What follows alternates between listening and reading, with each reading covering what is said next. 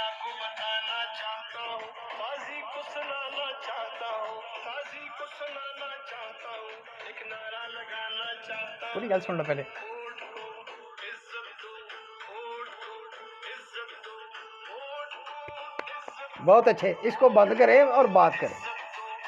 हाँ, इसको तो बंद करवाना ही है आपने। वोट को इज्जत देते हैं। और इसने तो आपकी रातों की नींदें हराम की हुई है। यकीन करें, मैं 45 साल से नहीं सोया जैसे सोना चाहिए। तो इसमें मेरा कसूर है? नहीं, वोट को इज्जत नहीं मिली ना, वोट को इज्जत नहीं मिली, इसलिए मैं नहीं सो सका। अच्छा, तो वोट को इज्जत मिलेगी कैसे? हम दिलवा तो रहे हैं, हम निकले नहीं है। देखें, आप एक बात कर रहे हैं, वोट को इज्जत दो। हाँ, काश कि आप इस नारे की रूह को भी समझ सकें। तो हम समझते हैं। अगर आपके पहले इलेक्टेड या सिलेक्टेड वजीर आजम जनाब जुल्फकार अली भुट्टो साहब, अच्छा, अगर वो वोट को इज्जत दे देते, ठीक है, और शेख मुजीबुर रहमान के मैंडेट को तस्लीम कर लेते, अच्छा, तो पाकिस्तान 2 लख्त ना होता। तो आप अगर सुन लें, बात सुने, आज हम जा रहे हैं कि कुछ लोगों को बताना भी है। हाँ, ये भी सही है वैसे कि वोट को इज्जत देनी है। ये आपका नारा नहीं है, ये हमारी दाढ़ियां सफेद हो गई। इसीलिए वोट को इज्जत दिलाने के लिए आप कैसे लोग मिलेगी, यही तो सवाल है मेरा। आप लोग सिर्फ जज्बाती बात कर रहे हैं, हम इसके कंक्लूजन की तरफ जाएंगे। अच्छा, कि असूली तौर पर वोट को इज्जत कैसे मिलेगी। गंदी बातें तो हमने की है पिछले 2 उसमें अपनी वीडियोस में। हाँ जी, इसको आज कंक्लूड करते हैं ना। आज फैसला हो ही जाए कि वोट को इज्जत दो की बात। अगर 71 के इलेक्शन के नताइज को तस्लीम कर लिया जाता, अच्छा, और वोट को इज्जत दी जाती, तो पाकिस्तान 2 लख्त ना होता। Okay, 1 point. दूसरी बात कि इलेक्शन की कैंपेन के दौरान, पहले 70 के इलेक्शन की कैंपेन के दौरान मसावात अखबार निकाला था पीपल्स पार्टी ने। हाँ, जुल्फकार अली भुट्टो उसके बानी थे जी, और एडिटर उसके थे जनाब हनीफ रामे साहब।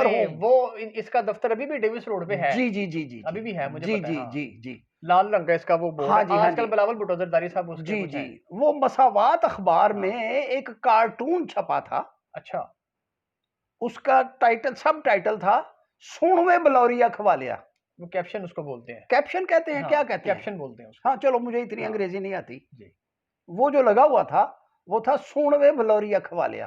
अच्छा, और वो नगमा की उस पे तस्वीर पे मौलाना मौदूदी रहमतुल्लाह अलैह की तस्वीर लगी हुई थी। अल्लाहु अकबर। ये वो क्या वजह थी?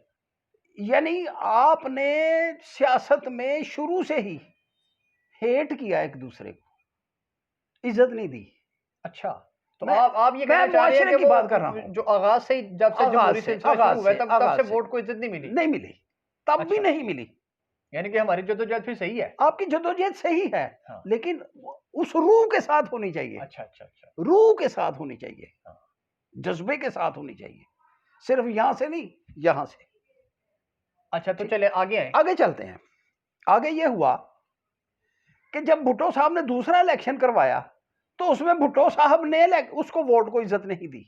वो कैसे? जिसके नतीजे सारी सीटें जीत ली। अच्छा, सारी सीटें जीत ली। सारी सीटें जीत ली। नतीजा क्या हुआ? मुल्क में मार्शल लग गया। अच्छा, वो आ गए। हाँ, आना ही था, किसी ने तो आना था ना। मर्दे मोमन मर्दे हक आ गए, मार्शल लग गया।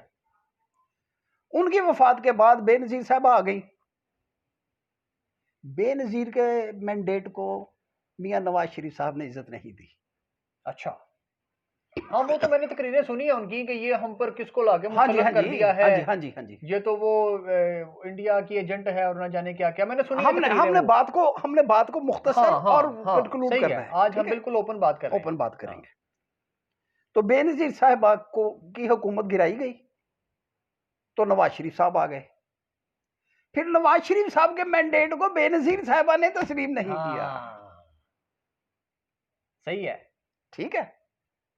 ये असेंबली के अंदर होता रहा ये तमाशा, और फिर तहरीक निजात चली भुट्टो बेनजीर साहिबा के खिलाफ। ठीक है, आप भी उसका हिस्सा रहे हैं। मैं भी उसमें 17 दिन कैंप जेल में काट कर आया था। ठीक है, नवाज शरीफ साहब के हमायत में, क्योंकि हम सचमुच निजात चाहते हैं आज भी। अच्छा अच्छा, तहरीक निजात हम आज भी चाहते हैं निजात। किन से?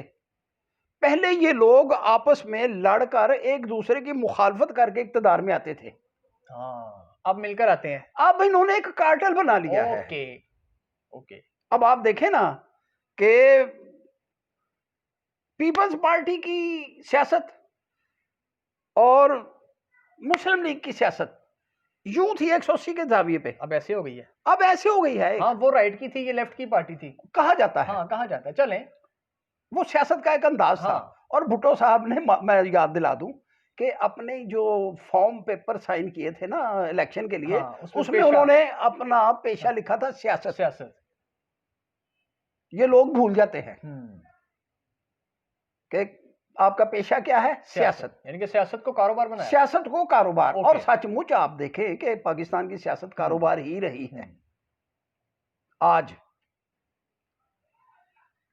इमरान खान और मौजूदा अपोजिशन, हाँ, जो भी सेटअप है, जो भी हमारी, हम जो पीडीएम जो पीडीएम कर रही है, जो आप सियासत वो नारे लगा रहे हैं, वोट को इज्जत दो वाली। वोट को इज्जत दो। हाँ। वोट को इज्जत मिलनी चाहिए। यार आप इमरान खान के मैंडेट को भी इज्जत दे दो।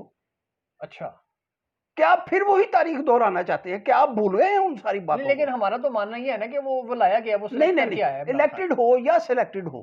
अच्छा, सिलेक्टेड हो या इलेक्टेड हो। अब भुट्टो साहब के बारे में आप कहेंगे कि वो इलेक्टेड थे, तो मैं कहूंगा कि वो भी सिलेक्टेड थे। अच्छा, सिलेक्टेड हुकूमतें ही आई हैं आज तक, जमहूरी हुकूमत आज तक आई ही नहीं कोई। अच्छा, यानी कि आप कह रहे हैं कि जमहूरियत आई लेकिन नहीं। हाँ। इमरान खान की हुकूमत उस तरह से सिलेक्टेड नहीं है जिस तरह से आप कह रहे हैं। अच्छा, तो वो कैसे है? सिलेक्टेड होता इमरान खान की हुकूमत उस तरह से, तो 2 अक्सरियत ना लेता वो। हाँ, ये भी सही है। असेंबली में फैसले ना करता, हाँ। कानून साजी ना करता। चलो, मान लिया, ये मानने वाली बात है। मान लिया। हम किसी के हमायती नहीं है, किसी के मुखालिफ नहीं है। लेकिन बीइंग ए पाकिस्तानी, हमें यार पाकिस्तान से तो मोहब्बत है ना, पाकिस्तान के अवाम से मोहब्बत है। हम चाहते हैं कि जमहूरियत भी आए, वोट को इज्जत भी मिले, पाकिस्तान तरक्की भी करे। और आज देखें आप कि 2 मुखालिफ नजरिए की जमातें एक नुक्ते पर, बल्कि 3 मुखालिफ नजरिए की जमातें, मौलाना साहब भी हैं, कायदे मोहतरम, जी जी वो भी हैं। हाँ। उनका इनके साथ करूरा नहीं शामिल मिलता था। हाँ, आज खून मिल रहा है। फासिक व फाजिर होते थे ना ये, फासिक व फाजिर ये होते थे उनकी नजर में। हाँ। अब फिस्को फजूर और जमहूरियत और वोट सब इकट्ठा हो गया है। वाह वाह वाह। ठीक है, तो इमरान खान गैर तरबियत याफ्ता सही, अच्छा, इनकॉम्पिटेंट सही, लेकिन यार आप उसकी नीयत पर शुबा नहीं कर सकते। चलें, सही है, एक बात है, सही है। देखें, ना उसकी हमायत है ना उसकी मुखालफत है। क्यों? हमायत तब होगी जब कुछ डिलीवर किया जाएगा। हाँ। जब आप डिलीवर नहीं कर पा रहे तो फिर हमायत की तो मुखालफत तो आएगी। हाँ।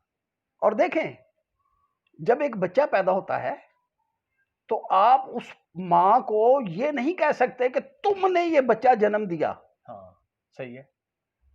9 महीने लगते हैं उस बच्चे को जन्म देने के लिए। सही है। एक प्रोसेस 9 महीने पहले शुरू होता है। आज इमरान खान के साथ जो मुसीबतें और पाकिस्तान के साथ जो मुसीबतें हैं, इनको आप एक दिन की मुसीबत या 2-2.5 साल की मुसीबत कैसे कह सकते हैं? यानी कि आपके कहने का मतलब ये है कि पिछले ये 70 साल की मुसीबत है। जी, ये 70 साल की मुसीबत है। 13 रुपए मन का आटा था जब भुट्टो साहब आए थे, और उनके आते के 1 महीने के बाद 26 रुपए मन हो गया था। मैं तो तारीख हूं पाकिस्तान की। हाँ, लेकिन हमें तो खैर वो बातें नहीं पता। मैं तो पाकिस्तान की तारीख हूं जिंदा। और हमने भुट्टो को छोड़ा था जब उन्होंने मुजीब के मैंडेट को तस्लीम नहीं किया था, और ये मीनारे पाकिस्तान पर ये कहा था कि उधर तुम इधर हम। हाँ, लाते बाहें तोड़ देंगे। लाते बाहें तोड़ देंगे जो उधर जाएगा। हाँ। देखें, ये जमहूरी लोगों का रवैया नहीं है। हाँ, चले, ये लुब ये है हमारी गुफ्तगू का। आज जो हुकूमत है, आज जो सियासत हो रही है, वो ये हो रही है कि एक नेशनल डायलॉग चाहिए। आओ किस चक्कर जी भाई? नेशनल डायलॉग किस बात पर भाई?